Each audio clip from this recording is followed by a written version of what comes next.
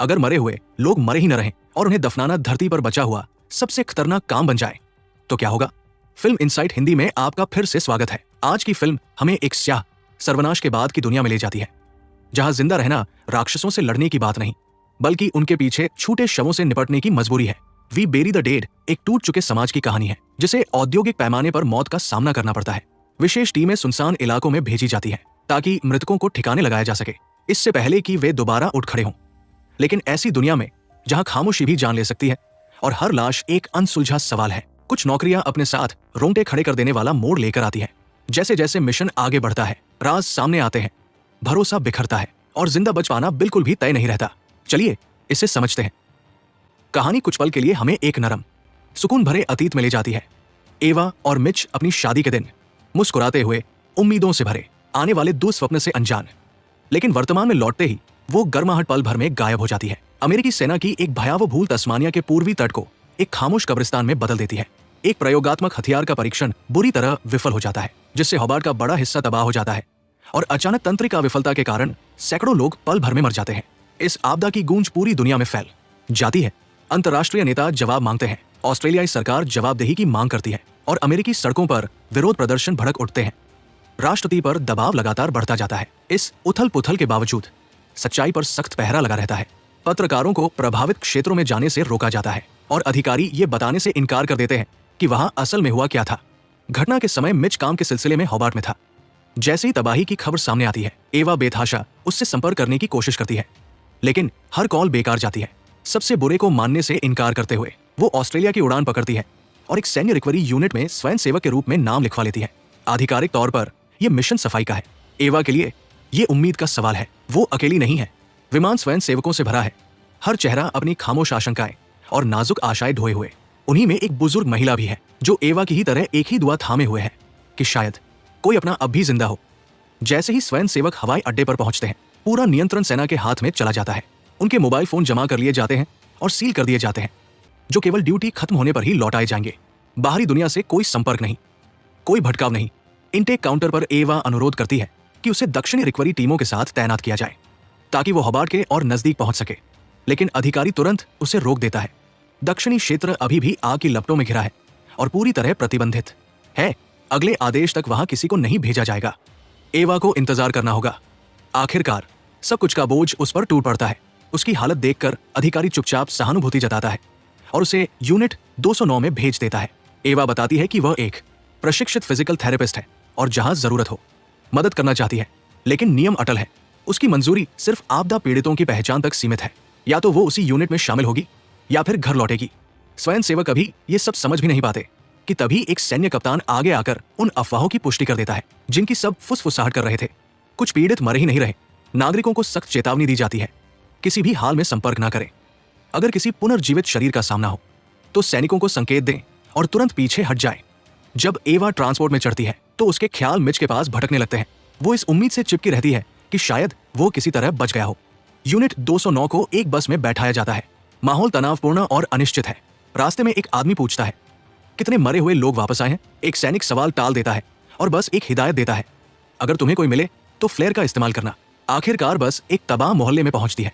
हवा में धुएं की भारी परत लटकी है। इमारतें खोखले ढांचों में बदल चुकी है। स्वयंसेवक अलग अलग हो जाते हैं, घर दर घर जाकर शवों की तलाश करते हुए, ताकि उन्हें सम्मान के साथ दफनाया जा सके। एवा एक दूसरी महिला के साथ एक खाली घर में प्रवेश करती है। कमरों की जांच करते हुए वे पिछवाड़े में कई लाशें पाती है। वे शवों को सामने की ओर घसीट लाती है ताकि सैनिक पहचान के लिए उनकी तस्वीरें ले सके। उसके बाद ट्रक उन्हें ले जाए। ये दृश्य एवा की साथी के लिए असहनीय हो जाता है। वो टूट जाती है और वही काम छोड़ देती है। कहती है कि उसे अपनी बेटियों के पास लौटना है। पास ही दो आदमी एक और घर से बाहर निकलते हैं। एक जमीन पर गिरकर उल्टी करने लगता है, जबकि दूसरा क्ले ऐसे सिगरेट जला लेता है जैसे उसे कुछ भी असर न करता हो। घबराया हुआ आदमी भी काम छोड़ देता है। क्ले और एवा एक दूसरे की ओर देखते हैं। बिना कुछ कहे दोनों साथ काम करने का फैसला कर लेते हैं। वे जबरदस्ती एक और घर में घुसते हैं। सोफे पर एक बुजुर्ग आदमी निर्जीव पड़ा है। पास रखे कटोरे में मछलियां भी नहीं बची है। बदबू असहनीय है। एवा पूछती है कि क्ले मास्क क्यों नहीं पहनता, और वो एक काले मजाक के साथ बात टाल देता है। घर दर घर उनका काम चलता रहता है, शव उठाना, घसीटना और दस्तावेजीकरण करना। जब लाशें बहुत भारी होती हैं तो वे मिलकर उन्हें हिलाते हैं। एक घर के भीतर एवा एक फ्रेम में जड़ी शादी की तस्वीर पर रुक जाती है और उसकी अपनी शादी की यादें उमड़ पड़ती है। दोपहर तक स्वयंसेवक लंच के लिए इकट्ठा होते हैं। हर चेहरे पर थकान साफ झलकती है। खाते हुए बातचीत बेचैन मोड़ ले लेती है। एक महिला सवाल उठाती है, सेना पुनर्जीवित शवों का अध्ययन करने के बजाय उन्हें नष्ट क्यों कर रही है? क्या जवाब भी लाशों के साथ दफनाए जा रहे हैं? सड़क पर बुजुर्ग स्वयं सेविका को आखिरकार अपने सवाल का जवाब मिल जाता है। वो रिकवरी ट्रक के पीछे अपने बेटे को पड़ा हुआ देखती है। वो दौड़कर उसके पास जाती है, उसे झकझोरती है, गिड़गिड़ाकर उसकी आंखें खोलने को कहती है, लेकिन वो जरा भी नहीं हिलता। कुछ देर बाद एक सुनसान दुकान के भीतर एवा की नजर एक खाली शिशु पालने पर पड़ती है।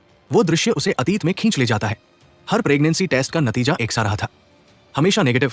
फिर भी मिच ने कभी उसे दिलासा देना नहीं छोड़ा था। कहता था, एक दिन जरूर होगा। उसके ख्याल एक चीख से टूट जाते हैं। एक महिला हाथ में फ्लेयर लहराती हुई मदद के लिए चिल्लाती हुई सामने आती है। कुछ ही पलों में सैनिक इमारत में घुस पड़ते हैं। गोलियों की गूंज सड़कों में फैल जाती है और भीतर मौजूद एक पुनर्जीवित शव को ढेर कर दिया जाता है। अगले घर में एवा और क्ले गैराज में करीने से खड़ी एक चमचमाती कार देखते हैं। बाहर मची तबाही से बिल्कुल अछूती एवा फर्श पर सूखे खून के निशान देखती है और उनके पीछे चल पड़ती है। तभी उसकी नजर उस पर पड़ती है। फर्नीचर के पीछे छिपा एक शव अस्वाभाविक रूप से स्थिर खड़ा हुआ। वो तुरंत क्ले को चेतावनी देती है। क्ले फुर्ती से गैराज का दरवाजा खोलता है और फ्लेयर जला देता है। एवा जड़ हो जाती है उस प्राणी के साथ एक खामोश नजरबंदी में जो उस पर हमला किए बिना बस उसे घूरता रहता है। सैनिक दौड़कर आते हैं और गोलियों की आवाज के साथ सब खत्म हो जाता है। एवा को हटना पड़ता है। दिन ढलते ही पादरी इकट्ठा होकर जमा किए गए शवों पर संक्षिप्त प्रार्थनाएं पढ़ते हैं। कुछ ही पलों बाद लाशों को सामूहिक कब्रों में डाल दिया जाता है और मिट्टी की परतों के नीचे दफना दिया जाता है। प्रक्रिया तेज, यांत्रिक। इस अपमानजनक जल्दबाजी का बोझ एवा पर भारी पड़ता है। उसे घुटन महसूस होती है और वो ताजी हवा के लिए अलग हो जाती है। दूर से वो समुद्र तट देखती है और मिच के साथ बिताए एक शांत समुद्री सफर को याद करती है।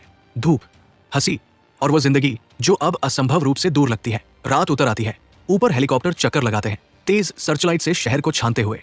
अपने कमरे में अकेली एवा नक्शा खोलती है और दक्षिण की ओर एक दूरस्थ रिसोर्ट तक सबसे छोटा रास्ता चिन्हित करती है। सफर लंबा है, बहुत लंबा, लेकिन वो हार मानने से इनकार कर देती है। वो अपना सामान समेटती है और ध्यान से गलियारे में निकलती है ताकि किसी की नजर न पड़े। मेस हॉल से संगीत और जग की आवाजें आती हैं। स्वयं सेवक दिन की दहशत को भुलाने की कोशिश कर रहे हैं। एवा शोर से बचते हुए रसोई से होकर निकलती है और एक निकास द्वार ढूंढ लेती है। जैसे ही वो भागने वाली होती है, एक अधिकारी उसे पकड़ लेता है और अंदर लौटने का आदेश देता है। बड़बड़ाते हुए कहता है कि अमेरिकियों को स्वयं सेवक बनने देना एक गलती थी। हारकर एवा मेस हॉल में लौट आती है जहां बचे हुए लोग पी रहे हैं, हंस रहे हैं और सब कुछ सामान्य होने का नाटक कर रहे हैं। क्ले उसे एक ड्रिंक थमाता है। एवा आखिरकार मिच के बारे में खुलकर बताती है कि उसे नहीं पता वो जिंदा है या मर चुका। वो एक और बात भी स्वीकार करती है जो उसे खाई जा रही है। पहले देखा गया पुनर्जीवित शव आक्रामक नहीं लगा था। वो उलझा हुआ, डरा हुआ प्रतीत हुआ था। क्ले इस विचार को सिरे से खारिज कर देता है। उसकी प्रतिक्रिया एवा को बेचैन कर देती है। बिना कुछ कहे वो पार्टी से खिसक जाती है, पहले से भी ज्यादा अकेली। कुछ समय बाद एवा और क्ले एक और परित्यक्त घर में कदम रखते हैं। बिना चेतावनी एक पुनर्जीवित आकृति उन पर झपटती है और एवा अपने कमरे में झटके से जाग उठती है। एक पल के लिए वो भटकी सी रहती है, फिर हकीकत लौट आती है। वो खिड़की के पास जाकर शहर को देखती है जो अब भी बहते धुएं की परतों के नीचे दबा हुआ है। सुबह की पहली रोशनी के साथ स्वयं सेवकों को फिर बाहर भेज दिया जाता है। एक नई संपत्ति की तलाशी के दौरान एवा और क्ले गैराज में छिपी 2 साइकिलें पाते हैं। क्ले तुरंत एक पर चढ़ जाता है, मजाक करता है कि अगर वो इसे रख ले तो क्या सेना को पता चलेगा। एवा घर की जांच जारी रखती है। अगले कमरे में वो एक बेतरतीब पार्टी का अंजाम देखती है। फर्श पर फैली दर्जनों लाशें, खाली बोतलें और अवैध नशीले पदार्थ चारों ओर बिखरे हुए। क्ले आकर बेपरवाही से एक पाउडरनुमा पदार्थ उठा लेता है और बताता है कि उसे बचपन से साइकिल चलाने की आदत है। एवा अपना नक्शा निकालती है और अपनी योजना समझाती है। वो सबसे भयानक तबाही से बचते हुए दक्षिणी जोन पहुंचना चाहती है और पूछती है कि क्या वो साइकिल से उसे वहां तक ले जा सकता है। क्ले उसकी जिद पर हंसता है लेकिन मान जाता है। जब क्ले हेलमेट ढूंढने जाता है, एवा को पीछे से एक अजीब सी आवाज सुनाई देती है। वो मुड़कर देखती है, पास ही एक ज़ॉम्बी खड़ा है, जबड़ा कसा हुआ, टूटे फूटे अजीब स्वर निकालता हुआ। घबराने के बजाय एवा उससे धीरे धीरे बात करती है, उसे समझने की कोशिश करती है। तभी क्ले लौटता है और तुरंत उसे खींचकर दूर ले जाता है। कुछ ही पलों बाद वे साइकिल बाहर निकालते हैं और शहर के किनारे बने एक असुरक्षित गेट से चुपचाप निकल जाते हैं। वे दौड़ते हैं, काफी दूर पहुंचने के बाद साइकिल पर चढ़ते हैं और निकल पड़ते हैं। क्ले ऐसे सवारी करता है जैसे फिर से आजाद हो गया हो, रफ्तार बढ़ाते हुए, छोड़ी गई गाड़ियों के बीच लहराते हुए, बेपरवाह खुशी के साथ। कई घंटे बीतते हैं, तभी उन्हें सामने से आते सैन्य ट्रक दिखाई देते हैं। वे साइकिल छोड़कर एक क्षतिग्रस्त कार के पीछे छिप जाते हैं। छिपते हुए एवा देखती है कि एक अकेला ज़ॉम्बी सड़क पर भटक आता है। कुछ ही कदमों में सैनिक उसे गोलियों से गिरा देते हैं। एवा उस गिरते शरीर को देखती है और उसका मन निर्दयता से उस चेहरे को मिच में बदल देता है। सैनिक आगे बढ़ जाते हैं। एवा और क्ले फिर से अपना सफर जारी रखते हैं। हर मील के साथ ग्राउंड जीरो के करीब आते हुए हवा राख से और भारी होती जाती है। आसमान और गहरा और तबाही और भी मुकम्मल। वे एक छोटे से कस्बे में थोड़ी देर रुककर सामान जुटाते हैं। धुएं से भरी हवा में जोर जोर से खांसते हुए जब और पुनर्जीवित आकृतियां दिखाई देती है तो वे तुरंत पीछे हटते हैं और आगे बढ़ जाते हैं। अगले कस्बे में वे एक सुनसान रेस्तरां में दाखिल होते हैं। बिना कुछ कहे फर्श पर पड़ी लाशों के ऊपर से कदम रखते हुए आगे बढ़ जाते हैं। रसोई में पहुंचकर वे नल से सीधे पानी पीते हैं और खुद को थोड़ा संभालते हैं। घंटों साइकिल चलाने से क्ले की बाहों में तेज दर्द है तो एवा उसे मालिश देकर राहत पहुंचाती है। वो बताती है कि वो पिछले 6 साल से फिजियोथेरेपिस्ट है और हाल ही में उसने अपनी खुद की क्लिनिक शुरू की थी। मिच, वो जोड़ती है, नवीकरणीय ऊर्जा के क्षेत्र में काम करता था और एक पेशेवर सम्मेलन के लिए ऑस्ट्रेलिया आया था। क्ले बताता है कि वो मेलबर्न में एक छोटी कंस्ट्रक्शन कंपनी चलाता है। एवा उसकी बाह पर बने टैटू को देखती है और नरमी से पूछती है कि क्या उसने इस आपदा में किसी अपने को खोया है। क्ले कोई जवाब नहीं देता। अचानक अफरात फरी मच जाती है। एक ज़ॉम्बी कमरे में घुस आता है। आगे बढ़ते हुए फर्नीचर तोड़ता चला जाता है। क्ले कुर्सी उठाकर लड़ने को तैयार हो जाता है, लेकिन उसके वार करने से पहले ही गोलियों की बौछार उस प्राणी को जमीन पर गिरा देती है। एक सैनिक, राइली, आगे बढ़ता है और समझाता है कि जितनी देर संक्रमित सक्रिय रहते हैं उतने ही ज्यादा हिंसक हो जाते हैं। शव अब भी फड़क रहा होता है। बिना हिचकिचाए राइली चाकू से उसे खत्म कर देता है ताकि वह दोबारा उठ न सके। मुठभेड़ के बाद राइली जानना चाहता है कि एवा और क्ले प्रतिबंधित क्षेत्र में क्यों भटक रहे थे। छिपाने को अब कुछ बचा नहीं होता। एवा उसे पूरी सच्चाई बता देती है। राइली उन्हें अलग अलग पूछताछ करने का फैसला करता है। पहले क्ले को ले जाया जाता है जबकि एवा को पास के एक कमरे में बंद कर दिया जाता है इंतजार के लिए।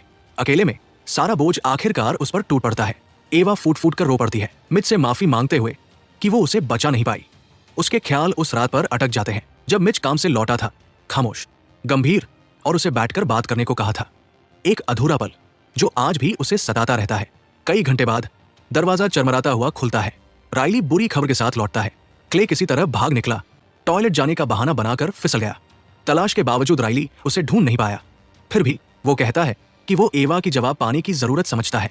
अगर वो भागने की कोशिश न करे तो वो खुद उसे दक्षिण ले जाएगा। एवा वादा करती है। राइली बताता है कि पहले उन्हें कुछ जरूरी सामान इकट्ठा करना होगा। बाहर निकलते समय एवा उसकी उंगली में शादी की अंगूठी देखती है। वे राइली की ट्रक में निकलते हैं, रात होने तक गाड़ी चलाते हैं और फिर ब्लूबर्ड नाम के एक शांत से बेड एंड ब्रेकफास्ट पर रुकते हैं। राइली बताता है कि वो पहले यहाँ तैनात था और जानता है कि अंदर खाने पीने का सामान मिलेगा। वो खाना बनाने की पेशकश करता है, ये कहते हुए कि ये बस एक छोटा सा ठहराव होगा। एवा के याद दिलाने पर भी वो टाल देता है। उसका कहना है कि दोनों को आराम चाहिए। रात के खाने के दौरान राइली अपने पिता के बारे में बताता है, एक और आजीवन सैनिक। एवा मुश्किल से खाना छूती है। कमरे में घूमते हुए उसकी नजर फ्रेम की हुई तस्वीरों पर पड़ती है। राइली एक महिला के साथ जिसका नाम केटी है। पूछने पर राइली बताता है कि केटी उसकी पत्नी थी, 8 महीने की गर्भवती। जब सब कुछ हुआ वो ड्यूटी पर दूर था। जैसे ही उसे पता चला कि वो इलाका संक्रमित नहीं है, वो पहले ही हेलीकॉप्टर से लौट आया। जो उसने देखा उसे अंदर से तोड़ गया। केटी और उसका परिवार पहले ही मर चुके थे, सब एक ही मेज पर बैठे हुए। जब एवा नरमी से पूछती है कि क्या केटी वापस लौटी, तो राइली सवाल टाल देता है और सिगरेट जला लेता है। एवा पूछती है कि वे कब निकलेंगे। राइली कहता है जल्द ही, लेकिन उससे पहले वो उससे एक एहसान मांगता है। बेडरूम में एवा केटी के कपड़े पहनती है और उसकी परफ्यूम लगाती है। वो शादी की अंगूठी पहनने से साफ इनकार कर देती है। कपड़े बदलते समय उसे दराज में कैंची मिलती है और वो चुपचाप उन्हें तकिए के नीचे छुपा देती है। तैयार होने पर राइली सिविल कपड़ों में अंदर आता है। वो अपने ईयरबड्स में संगीत चलाता है और अपनी चाहत बताता है। वो बस नाचना चाहता है। वो एक ईयरबड एवा के साथ बांटता है और उसे अपने करीब खींच लेता है। झूमते हुए एवा खुद को ये सोचने देती है कि फिर से मिच की बाहें उसे थामे हुए हैं। राइली धीरे से उसे केटी कहकर बुलाता है, माफी मांगता है, कहता है कि वो उससे प्यार करता है। वो घुटनों पर बैठ जाता है और अजन में बच्चे से बातें करने लगता है। एक ऐसा पल जो दर्दनाक ढंग से मिच के उनके शादी के दिन किए गए उसी इशारे की याद दिलाता है। तभी राइली की नजर पड़ती है। एवा की उंगली में अंगूठी नहीं है। एवा कहती है कि उसे जो चाहिए था वो मिल चुका है और अब ये पल खत्म हो गया है। राइली भड़क उठता है, उसे सब कुछ बिगाड़ने का दोष देता है। वो जिद करता है कि एवा केटी की अंगूठी पहने ताकि वे शुरुआत से ठीक तरह से कर सके। जैसे ही वो उसकी ओर बढ़ता है, एवा घबरा जाती है। वो पास पड़ी एक लैंप उठाकर पूरी ताकत से वार करती है। वार लगते ही वो भाग खड़ी होती है। राइली लड़खड़ाता हुआ उसके पीछे चिल्लाता है। एवा एक दूसरे कमरे में घुसकर दरवाजा बंद कर देती है और फर्नीचर सरकाकर उसे अटका देती है। पलटते ही उसकी रगों में खून जम जाता है। बिस्तर पर केटी की लाश पड़ी है, भारी गर्भवती, बिल्कुल स्थिर। दरवाजे के दूसरी ओर से राइली की आवाज गूंजती है, शांत, लगभग स्नेहिल, वो दावा करता है कि केटी जल्द जाग जाएगी। उसका विश्वास है कि सिर्फ अधूरे काम वाले लोग ही लौटते हैं और उसे पूरा यकीन है कि उनका बच्चा अब भी जिंदा है। वो कसम खाता है कि उसने बच्चे को हिलते हुए महसूस किया है। जैसे जैसे राइली दरवाजे पर जोर जोर से मारता है, एवा की नजर कमरे में दौड़ती है। मोमबत्तियां, तस्वीरें, हर तरफ उसकी सनक के सबूत। तभी उसकी नजर खिड़की पर पड़ती है। वो छत पर चढ़ती है, सावधानी से आगे बढ़ती हुई एक पेड़ की ओर उतर जाती है। ट्रक पास ही है, लेकिन चाबियां चाहिए। वो फिर से अंदर घुसती है। उसी पल राइली सीढ़ियों पर दिखाई देता है। कुछ उठाने का समय नहीं। वो फिर भागती है। एवा गैराज में घुसकर छुप जाती है। कुछ ही पलों में राइली टॉर्च लेकर अंदर आता है, रोशनी से जगह टटोलता हुआ। तभी एवा को सच्चाई समझ आती है। दीवारों के साथ साथ जंजीरों से बंधे ज़ॉम्बी खड़े हैं, हर एक पर लेबल, रिकॉर्ड, अध्ययन के निशान। राइली उन्हें मार नहीं रहा था, वो उन्हें पाल रहा था। वो आगे बढ़ने से इनकार करता है। इसके बजाय एवा से बाहर आने की मिन्नत करता है, माफी मांगते हुए वादा करता है कि वो उसे दक्षिण ले जाएगा। एवा फैसला करती है। वो अपनी अंगूठी उतारती है और रोशनी में कदम रखती है, केटी होने का नाटक करते हुए। उसकी आवाज मुलायम पड़ जाती है। वो प्यार भरे नामों से बुलाती है, उनसे नृत्य पूरा करने को कहती है। हिला हुआ सा राइली धीरे धीरे पीछे हटता है, उसे गैराज से बाहर ले जाता हुआ। एवा उसकी बेल्ट से लटकती चाबियां देख लेती है। वो अभिनय जारी रखती है, नरमी से बोलती है जैसे वो करीब आता है। वो उसे छूने के लिए हाथ बढ़ाता है, फिर अचानक रुक जाता है। वो एवा को देखता है और उसका नाम लेता है, कहता है, तुमने पहले ही सब बिगाड़ दिया है। उसी पल एवा वार करती है। वो गैराज से उठाया हुआ एक पेचकस निकालती है और उसे उसकी गर्दन में घूम देती है। राइली ढह जाता है, दम घुटता हुआ, खून बहता हुआ। एवा चाबियां झपटती है और ट्रक की ओर दौड़ पड़ती है। जैसे ही हेडलाइट्स जलती है, एवा सन्न रह जाती है। घर के बाहर केटी खड़ी है, पुनर्जीवित, एक हाथ अपने उभरे हुए पेट पर टिकाए हुए। एवा पीछे मुड़कर नहीं देखती। वो एक्सेलरेटर पर जोर देती है और गाड़ी भगा ले जाती है। सड़क पर यादें उमड़ आती है। उसे वो दिन याद आता है जब मिच इस यात्रा पर निकला था। उसके आंसू, मिच का उसे हवाई अड्डे तक भी साथ ना आने देना, और उनके बीच बढ़ती दूरी। दुनिया के टूटने से बहुत पहले उनकी शादी बिखरने लगी थी। सुबह होती है। एवा ट्रक के भीतर जागती है और अपनी अंगूठी फिर से उंगली में पहन लेती है।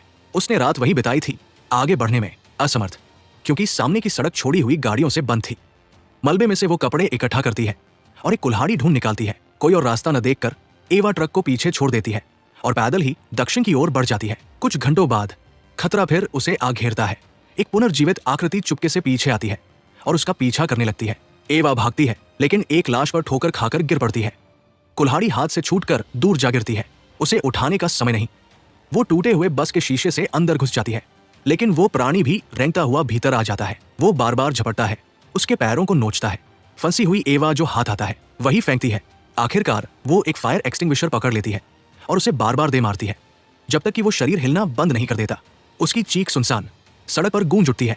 कांपते हुए वो अपनी कुल्हाड़ी उठाती है और आगे बढ़ती रहती है। रात उतरते ही एवा को एक छोड़ा हुआ आरवी मिलता है।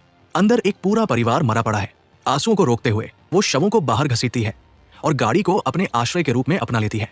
वो पैरों के छालों का इलाज करती है और नक्शा देखती है। अब भी मंजिल उससे 6 मील दूर है। आधी रात के बाद एक आवाज उसे झटके से जगा देती है। शवों में से एक पुनर्जीवित हो चुका है। हाथ में कुल्हाड़ी लिए एवा बाहर निकलती है और फिर उलझन में ठिठक जाती है। वह ज़ॉम्बी हमला नहीं कर रहा, वो खोद रहा है, सावधानी से अपने परिवार के लिए कब्र बना रहा है। जब वो एवा की ओर देखता है, उसकी आंखों में कुछ बेहद मानवीय सा झलकता है। मारने के बजाय एवा मदद करती है। दोनों मिलकर शवों को दफनाते हैं। एवा उसकी जेब में रखा पहचान पत्र पाती है और मिच का ख्याल फिर उसके मन में उमड़ पड़ता है। एक नाजुक सी उम्मीद फिर से जाग उठती है कि शायद वो अब भी जिंदा हो। जब वो प्राणी कब्र के पास बैठ जाता है, मानो विश्राम मांग रहा हो, एवा उसे शांति देती है। वो उसे उसके परिवार के साथ दफना देती है और मिट्टी के टीले पर एक तस्वीर रख देती है। आखिरकार एवा एक आलीशान समुद्र तटीय रिसोर्ट तक पहुंच जाती है। अंदर कदम रखते ही वो देखती है कि मेहमान और स्टाफ सब के सब मर चुके हैं। बगीचे में बस एक अकेला ज़ॉम्बी फंसा हुआ है। एवा कमरा दर कमरा तलाशती है और फिर उसे मिच मिल जाता है। वो बिस्तर के पास निर्जीव पड़ा है। एवा घुटनों के बल बैठ जाती है, धीरे से उसका हाथ थामती है और तभी उसकी नजर जाती है। मिच की शादी की अंगूठी गायब है। उसकी आंखें कमरे में घूमती है। 2 वाइन के गिलास, मेज पर एक महिला का पहचान पत्र और बाथरूम में पड़ी अंगूठी। सच्चाई उस पर बिजली बनकर गिरती है। मिच बेवफा था। आंसुओं के बीच एवा फुसफुसाती है कि वो दूसरी महिला बहुत खूबसूरत थी। फिर उसका सब्र टूट जाता है। वो मिच पर चिल्लाती है, उसे जगाने को कहती है, उसका सामना करने को कहती है। तभी क्ले कमरे में दाखिल होता है। कुछ समय बाद दोनों समुद्र तट पर बैठे हैं, हाथों में ड्रिंक्स लिए। एवा दिल खोलकर बताती है कि उनकी शादी तब टूटने लगी थी जब वो मिच को बच्चा नहीं दे सकी। वो इलाज चाहती थी, लेकिन मिच ने उसे इंतजार करने को कहा। बहसें रोज का हिस्सा बन गई। धीरे धीरे वो उस इंसान को पहचानना ही भूल गई जिससे वो प्यार करती थी।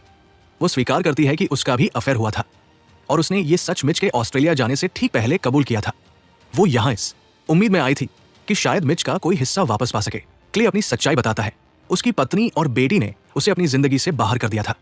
उसने स्वयंसेवक अभियान में इसलिए हिस्सा लिया ताकि साबित कर सके कि वो स्वार्थी नहीं है। लेकिन जब उसने ये बात अपनी पत्नी को बताई तो उसने बस उसे और तोड़ दिया। पछतावे में डूबे रहने का फैसला छोड़कर वे रात को रिसोर्ट में खुद को भुला देते हैं, पीते हुए, सिगरेट जलाते हुए, तैरते हुए। जब एक ज़ॉम्बी उनकी ओर झपटता है, एवा शांत रहती है और एक बोतल से उसे जमीन पर गिरा देती है। अगली सुबह एवा एक वाइकिंग अंतिम संस्कार की तस्वीर देखती है और समझ जाती है कि उसे क्या करना है।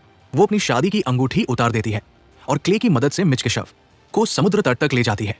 हैंगओवर से बेहाल क्ले की हालत बिगड़ जाती है और वो लाश के पास ही उल्टी कर देता है। वे मिच को चादरों में लपेटते हैं, उसे एक छोटी सी नाव पर रखते हैं, आग लगाते हैं और नाव को समुद्र की ओर धकेल देते हैं, आग और लहरों के साथ उसे विदा करते हुए। कुछ समय बाद एवा और क्ले फिर से निकल पड़ते हैं, इस बार एक कार में। जैसे ही वे ब्लूबर्ड के पास वाले इलाके से गुजरते हैं, सड़क पर एक जानी पहचानी आकृति दिखाई देती है। वो केटी है। उसकी पोशाक खून से सनी है और उसका पेट अब उभरा हुआ नहीं है।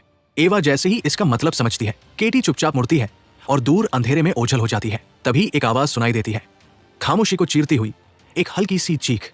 एवा तुरंत गाड़ी से उतरती है और आवाज का पीछा करते हुए पास के एक टूटे हुए घर के खंडहरों में पहुंच जाती है। मलबे के बीच उसे एक नवजात शिशु मिलता है, जिंदा, रोता हुआ। क्ले प्यार से बच्चे को अपनी जैकेट में लपेटता है जबकि एवा उसे गोद में लेकर झुलाती है।